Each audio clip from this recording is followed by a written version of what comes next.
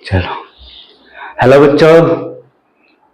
तो आज पार्ट 5 करेंगे लाइन एंड एंगल्स का। पिछले 2-3 दिन से वीडियो डाल नहीं पाए थे हम लोग, कुछ इमरजेंसी हो गई थी। तो आज पार्ट 5 लाइन एंड एंगल्स का, और आज हम 2 टॉपिक पढ़ने वाले हैं।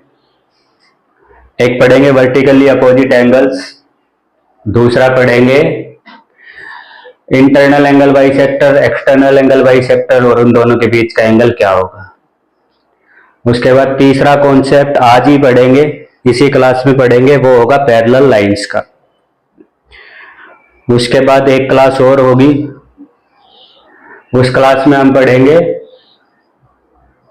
न्यूमेरिकल्स करेंगे, मतलब क्वेश्चन करेंगे प्रीवियस ईयर वाले जो जो आए हुए हैं, जो कि डिपेंड करेंगे पैरेलल लाइंस के ऊपर होंगे बहुत सारे क्वेश्चन, और इन दोनों कंसेप्ट का यूज करके क्वेश्चन होंगे। तो आज की क्लास में शुरू करते हैं वर्टिकली अपोजिट एंगल्स। ठीक है, टॉपिक शुरू करते हैं। टॉपिक का नाम है वर्टिकली अपोजिट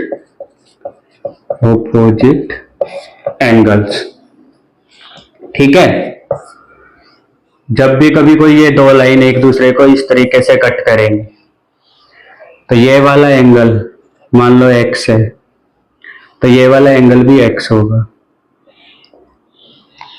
ये वाला एंगल अगर y है तो ये वाला एंगल भी y होगा। ठीक है, ये एंगल और ये एंगल हमेशा इक्वल होते हैं, मतलब इसको अगर 1 मानूं, इसको 2 मानूं, इसको 3 मानूं, इसको 4 मानूं, तो angle 1 is equal to angle 2 और angle 3 is equal to angle 4। ये हमेशा क्या होंगे, वर्टिकली अपोजिट एंगल, इनको बोलेंगे वर्टिकली अपोजिट एंगल, और ये हमेशा हमेशा इक्वल होंगे। अब बात ये आती है कि इक्वल तो होंगे, लेकिन होंगे कैसे, कैसे इक्वल होंगे ये हमें पता करना है कि ये दोनों एंगल कैसे इक्वल होंगे। एंगल 3 एंगल 4 के इक्वल कैसे होगा, और एंगल 1 एंगल 2 के इक्वल कैसे होगा, ये अब हमें प्रूव करना है। ठीक है, कि ये दोनों हमेशा, ये रिजल्ट है, ये काम आएगा। हमेशा आपको याद रहना चाहिए, जब भी कोई क्रॉस लाइन बनेगी, जब एक दूसरे को इस तरीके से कट करेंगे, ऐसे भी कट करती होंगी ना, तो भी ये एंगल इज इक्वल टू ये एंगल इक्वल टू ये, ऐसे कट कर जाएंगे ऐसे, तो ये एंगल ये एंगल ये एंगल और ये एंगल इक्वल होंगे। कैसे होंगे वो अभी बताता हूं, कैसे प्रूव करना है, कैसे इक्वल होंगे ये वाले एंगल्स। ठीक है, देखो अभी प्रूव करते हैं कि ये एंगल कैसे इक्वल होंगे एक दूसरे के। ठीक है, हमने एक एंगल पढ़ा था स्ट्रेट एंगल, याद हो तो आप लोगों को, स्ट्रेट एंगल है ना। उसमें हमने पढ़ा था कि अगर x प्लस वाई, मतलब ऐसे लाइन है, अगर ये स्ट्रेट एंगल है, ऐसे एंगल बनेगा, तो इस एंगल प्लस ये एंगल दोनों मिला के 180 डिग्री होना चाहिए। इस वाले कॉन्सेप्ट का यूज करके प्रूव करेंगे कि कैसे वर्टिकली अपोजिट एंगल एक दूसरे के इक्वल होते हैं। 2 लाइन हो गई, ये देखो एक स्ट्रेट लाइन है, ए बी मान लो इसको। ठीक है, ये एक स्ट्रेट लाइन है। अब अगर मान लो कि ये एंगल 180 हुआ, सॉरी ये एंगल हुआ x, तो एक सीधी लाइन है, ये वाला एंगल कितना हो जाएगा 180 माइनस x। अब ये लाइन सीधी लाइन है, तो ये वाला एंगल कितना होना चाहिए, x होना चाहिए, तभी तो x प्लस 180 माइनस x क्या बनेगा, 180 बनेगा सीधी लाइन पे। तो ऐसे ये वाला एंगल कितना हो जाएगा, अगर ये x है, इस लाइन को देखता हूं, तो ये वाला एंगल कितना हो जाएगा 180 माइनस x, मतलब ये एंगल इज इक्वल टू ये एंगल, और ये एंगल इज इक्वल टू ये एंगल, और इस एंगल को क्या बोलते हैं, वर्टिकली अपोजिट एंगल। ठीक है, वर्टिकली अपोजिट एंगल, ये इसको बोलते हैं वर्टिकली अपोजिट एंगल। हिंदी में क्या बोलते हैं, हिंदी में बोलते हैं शीर्षा भिमुखी कोण, शीर्षा भिमुखी कोण, ये इसको हिंदी में बोलते हैं। ठीक है, हिंदी में बोलते हैं शीर्षा अभिमुखी कोण, वर्टिकली अपोजिट एंगल। ठीक है, ये वर्टिकली अपोजिट एंगल था। अभी अगला कॉन्सेप्ट पढ़ते हैं angle bisector. Angle bisector, angle क्या होते हैं ये सब मैं पहले वाली क्लास में करा चुका हूं, अगर किसी को फिर भी समझ नहीं आ रहा है तो वो क्लास देख लेना। ठीक है, अभी अगला एंगल पढ़ते हैं, अगला कॉन्सेप्ट पढ़ते हैं, सॉरी, अगला कॉन्सेप्ट है एंगल बाइसेक्टर। एक तरह से आप इस तरीके से इस कॉन्सेप्ट को समझ लीजिए, एंगल बाइसेक्टर। ये छोटी छोटी बातें हैं, ये क्वेश्चन के अंदर काम आएंगी, ठीक है। एंगल बाइसेक्टर, ये पढ़ते हैं कि एंगल बाइसेक्टर क्या होता है। बाइसेक्टर मतलब दो हिस्सों में बांट दे, ठीक है। ये मान लो कि एक एंगल है, ये बना दिया एंगल, ठीक है। इसको दो हिस्सों में बांट दे, एक ऐसी लाइन जो इसको दो हिस्सों में, इक्वल हिस्सों में डिवाइड कर दे। मान लो कि ये लाइन, ठीक है। तो अगर ये एंगल में अल्फा मानूं तो ये वाला एंगल भी क्या होगा, अल्फा होगा। तो इस लाइन को बोलेंगे क्या, एंगल बाइसेक्टर। क्या बोलेंगे, एंगल बाइसेक्टर। क्या बोलेंगे, एंगल बाइसेक्टर, ठीक है। अब ये देखो, ये इसके इंटरनल है, इसको ना इंटरनल वाले एंगल को दो हिस्सों में बांटा है, इसलिए इसका नाम बोल देंगे हम internal angle bisector. Internal angle bisector मतलब एक ऐसी लाइन जो इसको दो बराबर हिस्सों में डिवाइड करते हैं, इस एंगल को। अगर ये अल्फा है तो ये भी अल्फा होगा, और इसको बोलेंगे हम इंटरनल एंगल बाइसेक्टर, ठीक है। Internal angle bisector. ऐसे ही अगर मैं इस लाइन को पीछे की तरफ एक्सटेंड कर देता हूं, ठीक है, तो ये जो एंगल बनता है, ये वाला एंगल, इसको भी एक लाइन दो बराबर हिस्सों में डिवाइड कर रही है। ये लो तो तिरछी लाइन बन गई है, इसको सीधी बना देते हैं। ये लो, इसको सीधी बना देते हैं ऐसे, ठीक है। मीन्स इसको डॉटेड डॉटेड करके आप ले सकते हो। तो ये भी क्या है, बाइसेक्टर। ये भी क्या है, एंगल बाइसेक्टर, ठीक है। एंगल बाइसेक्टर, ये भी क्या है, एंगल बाइसेक्टर। लेकिन इसका नाम क्या है, एक्सटर्नल एंगल बाइसेक्टर। क्या है, एक्सटर्नल एंगल बाइसेक्टर। मतलब ये अगर एंगल बीटा है तो ये वाला एंगल भी बीटा होगा। अगर ये वाला एंगल बीटा है तो ये वाला एंगल भी बीटा होगा। अब आपको ये बताना है कि angle between internal angle bisector and external angle bisector, means ये वाली जो लाइन है और ये वाली जो लाइन है, इनके बीच में जो एंगल बना है वो एंगल बना है अल्फा प्लस बीटा। आपको बताना है कितना होगा। आपको क्या बताना है कि ये वाला जो एंगल है अल्फा प्लस बीटा, ये कितना होगा, ठीक है। मीन्स क्वेश्चन ये है कि angle between external angle bisector and internal angle bisector, external angle bisector and internal angle bisector क्या होगा। आंसर आएगा 90 डिग्री। हमेशा जो ये वाला एंगल होता है, जो इंटरनल एंगल बाइसेक्टर और एक्सटर्नल एंगल बाइसेक्टर के बीच का जो एंगल होता है, ये वाला अल्फा प्लस बीटा, ये वाला एंगल हमेशा क्या होता है, 90 डिग्री, ठीक है। तो रिजल्ट के लिए याद रखो कि angle between internal angle bisector and external angle bisector is always 90 degree. होगा कैसे, अभी बता देते हैं कैसे होगा। देखो कैसे देखते हैं, चलो। ये वाला एंगल अगर मैं देखूं तो क्या है, पूरा का पूरा अल्फा प्लस अल्फा, ठीक है। ये वाला एंगल अगर मैं देखूं, ये वाला एंगल अगर मैं देखूं तो कितना है, बीटा प्लस बीटा है कि नहीं है। अल्फा प्लस अल्फा हो गया, ये एंगल ये पूरा का पूरा एंगल कितना होना चाहिए, 180 डिग्री होना चाहिए कि नहीं होना चाहिए। यस, बोलो हाँ होना चाहिए। तो 2 into alpha plus beta is equal to क्या हो गया, 180 डिग्री। अल्फा प्लस बीटा निकालूंगा तो क्या हो जाएगा, 90 डिग्री, राइट। यही हमें बताना था कि अल्फा प्लस बीटा कितना होता है, 90 डिग्री, ठीक है। तो ये था क्या, इंटरनल एंगल बाइसेक्टर और एक्सटर्नल एंगल बाइसेक्टर के बीच का एंगल क्या होता है? 90 डिग्री। कई बार इसके ऊपर डायरेक्ट क्वेश्चन पूछ लिया जाता है कि इसका आंसर क्या होगा, कि एक कोण दे देंगे आपको, एक एंगल दे देंगे, आपसे पूछेंगे कि ये इसका इंटरनल एंगल बाइसेक्टर है, ये इसका एक्सटर्नल एंगल बाइसेक्टर है, दोनों के बीच का एंगल क्या है? कोई भी एंगल दे देंगे, यहाँ पे 150 दे दिया, यहाँ पे 120 दे दिया, फिर बताएं पूछो आपसे क्या होगा क्या नहीं होगा। तो आपको सोल्व करने की जरूरत नहीं है, आपको ये प्रॉपर्टी लगानी है और लिख देना है कि alpha plus beta is always equal to 90 degree.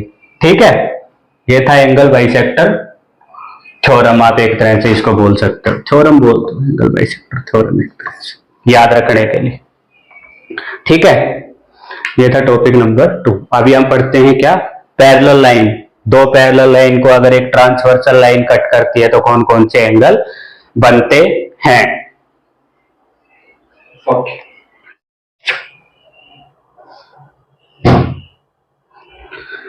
चलो नया नेक्स्ट टॉपिक शुरू करते हैं। ठीक है, वो है पैरेलल लाइंस। और भाई किसी ना किसी एग्जाम में इससे रिलेटेड क्वेश्चन बनता ही बनता है, पूछता ही पूछता है। और ये क्लास 6 से शुरू होता है और 10th तक चलता ही रहता है। 10th में डायरेक्ट ना पूछ के ज्योमेट्री में इसका यूज करते हैं, घुमा फिरा के क्वेश्चन पूछते हैं।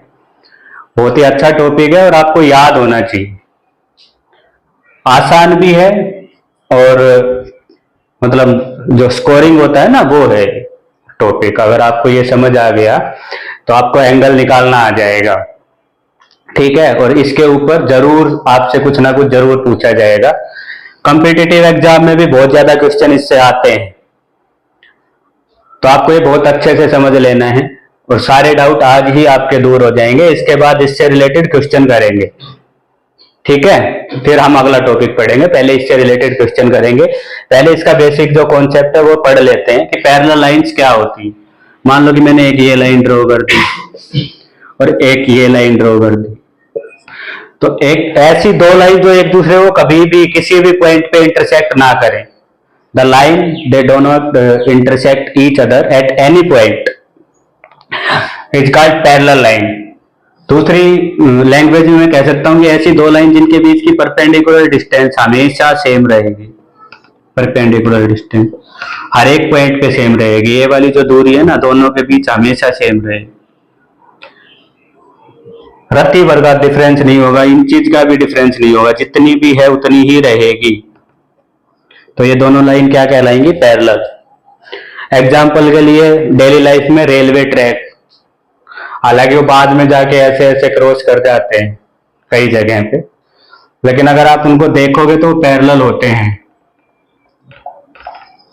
जब अगर वो क्रॉस कर जाएंगे तो फिर वो दूसरी लाइन से क्रॉस करेंगे, ऐसे ऐसे क्रॉस होते हैं। तो ये दोनों लाइन तो हमेशा पैरेलल ही रहती है। अगर क्रॉसिंग भी देखोगे आप रेलवे ट्रैक की तो इस तरह से होगी। अगर ये दो पैरेलल चल रहे हैं तो ये पैरेलल ही रहेंगे। ठीक है, तो ये होती है पैरेलल लाइन। पैरेलल लाइन की कोई आपसे डेफिनेशन पूछे तो कोई भी दो ऐसी लाइन जिनके बीच की परपेंडिकुलर डिस्टेंस हर एक पॉइंट के ऊपर सेम रहे, एवरी पॉइंट पे सेम रहेगी परपेंडिकुलर डिस्टेंस, तो वो पैरेलल लाइन हो जाएगी। ठीक है, अब इन दो पैरेलल लाइन को एक तीसरी लाइन कट कर रही है तो कौन कौन से एंगल बनते हैं वो हम पढ़ते हैं, और यही टॉपिक एग्जाम से रिलेटेड है। ये दो पैरेलल लाइन है, इनको मान लो कि एक तीसरी लाइन कट कर रही है। ठीक है, ये लाइन और ये लाइन ये दोनों पैरेलल हैं, इनको एक तीसरी लाइन कट कर रही है, तो यहाँ पे एंगल बनते हैं 8 एंगल कम से कम। एंगल 1, ठीक है, मैं ऐसे लिख देता हूं, ये 1 है, ये 2 है, ये 3 है, ये 4 है, ये 5 है, ये 6 है, ये 7 है, ये 8 है। तो यहाँ पे 8 एंगल बनते हैं। ठीक है, टोटल एंगल बनते हैं यहाँ पे 8। किन्हीं भी दो पैरेलल लाइन को अगर एक ट्रांसवर्सल लाइन कट कर रही है तो वहां पे 8 एंगल बनते हैं। अब इन एंगल को कैसे कैसे रिप्रेजेंट करते हैं, क्या इनके नाम होते हैं, वो मैं आपको बताने जा रहा हूं। ठीक है, कौन कौन से एंगल होते हैं, कौन कौन से एंगल नहीं होते। तो इनमें सबसे पहले एंगल बनता है कोरेस्पॉन्डिंग एंगल। नोट कर लो इसको, corresponding angle, corresponding angle, corresponding angle, ठीक है, संगत कोण, कोरेस्पॉन्डिंग एंगल्स, ठीक है। तो इसमें जो एंगल 1 होता है, एंगल 1 वो हमेशा इक्वल होता है एंगल 5 के, ठीक है। पूरे मैथ में एक ऐसी चीज यही है जिसको मान लिया गया है कि एंगल 1 जो है वो एंगल 5 के इक्वल होता है, एंगल 1 एंगल 5 के इक्वल होता है, ऐसा मान लिया गया है, ठीक है। मतलब बिना प्रूव किए ऐसा मान लिया गया है कि एंगल 1 जो है वो एंगल 5 के इक्वल होता है। पूरे मैथमेटिक्स में इसी को मानते हैं, बाकी सारे एंगल अपने आप निकल आएंगे। Angle 1 is equal to angle 5, इसको बोलते हैं corresponding angle.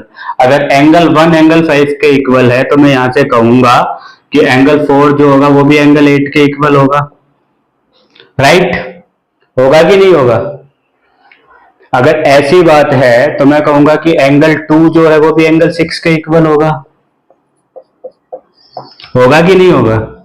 Angle 2 is equal to angle 6, ऐसे ही angle 3 is equal to angle 7, ठीक है। तो ये वाले जो एंगल हैं, ये वाले जो एंगल, इनको बोलते हैं कोरेस्पॉन्डिंग एंगल। क्या बोलते हैं? Corresponding angle. जब भी कोई ट्रांसवर्सल लाइन दो पैरेलल लाइन को कट करेगी तो वहां पे कोरेस्पॉन्डिंग एंगल बनेंगे। और कोरेस्पॉन्डिंग एंगल कौन कौन सी होंगे? Angle 1, angle 5, angle 4, angle 8, angle 2, angle 6, angle 3 और एंगल 7, और ये सब इक्वल होंगे, ठीक है। एंगल 1 एंगल 5 के इक्वल होगा, एंगल 4 एंगल 8 के इक्वल होगा, एंगल 2 एंगल 6 के इक्वल होगा, एंगल 3 एंगल 7 के इक्वल होगा। इनको बोलेंगे क्या? Corresponding angle. क्या बोलेंगे? Corresponding angle. उसके बाद इसमें दूसरे एंगल बनते हैं, वो होते हैं ऑल्टरनेट एंगल। कौन से angle? Alternate angle. Alternate angle. कौन से एंगल? Alternate angles. देखो जो ये वाले एंगल है ना, जो जेड बनाते हैं, ये और ये, ठीक है, ये और ये और ये। अगर आप देखोगे तो देखो कैसे जेड बन रहा है, ऐसे जाके जेड बन गया है, बन गया ना जेड। तो जो जेड के अंदर आ रहे हैं ये वाले, जो जेड के अंदर आ रहे हैं ये, जो जेड वाले एंगल है, जो इस तरह के एंगल है, ठीक है, जो इस तरह की शेप बनाते हैं। कौन कौन से एंगल हुए बताओ? Angle 4 is equal to angle 6 और angle 3 is equal to angle 5, ठीक है। ये वाले जो एंगल, इनको क्या बोलेंगे? Alternate angle. क्या बोलेंगे? अल्टरनेट एंगल्स, ठीक है। इनको बोलेंगे क्या? Alternate angles. इसके बाद इसमें जो तीसरे एंगल बनते हैं वो है क्या? Interior angles. क्या है वो? Interior angles. ये वाला एंगल और ये वाला एंगल, तो इंटीरियर एंगल्स, इनको क्या बोलेंगे? इंटीरियर एंगल्स, ठीक है। तो इनका जो सम होता है एंगल 4 प्लस एंगल 5, या फिर इसको मैं कहूं एंगल 3 प्लस एंगल 6, ठीक है, ये हमेशा 180 डिग्री होता है। क्या होता है? 180 डिग्री, ठीक है। Interior angles, angle 4 plus angle 5 का जोड़ हमेशा 180 डिग्री होता है, और एंगल 3 और एंगल 6 का जोड़ हमेशा 180 डिग्री होता है। इंटीरियर जो इन दोनों के बीच में बने हो, दोनों पैरेलल लाइन के बीच में कौन कौन से एंगल बने हुए हैं? Angle 4, angle 5, angle 3, angle 6। Angle 4 plus angle 5 180 होगा, एंगल 3 प्लस एंगल 6 भी 180 डिग्री, ठीक है। समझ आया? मीन्स जब दो पैरेलल लाइन को एक ट्रांसवर्सल लाइन कट करती है तो वहां पे सबसे पहले एंगल बनते हैं कोरेस्पॉन्डिंग एंगल्स। कोरेस्पॉन्डिंग एंगल कौन कौन से होते हैं? Angle 1 is equal to angle 5, angle 4 is equal to angle 8, angle 2 is equal to angle 6, angle 3 is equal to angle 7। उसके बाद बनते हैं अल्टरनेट एंगल्स, जो जेड बनाएंगे, ठीक है, जो क्रॉस में जेड बनाएंगे ऐसे। तो ये वाला एंगल इक्वल टू ये वाला एंगल। हमने देखा कि ऐसा फिगर यहां बन रहा है, यहां बन रहा है, तो angle 3 is equal to angle 5। फिर हमने देखा angle 4 is equal to angle 6। ऐसे भी जेड बन सकता है ना, ऐसे भी बन सकता है जेड, ठीक है।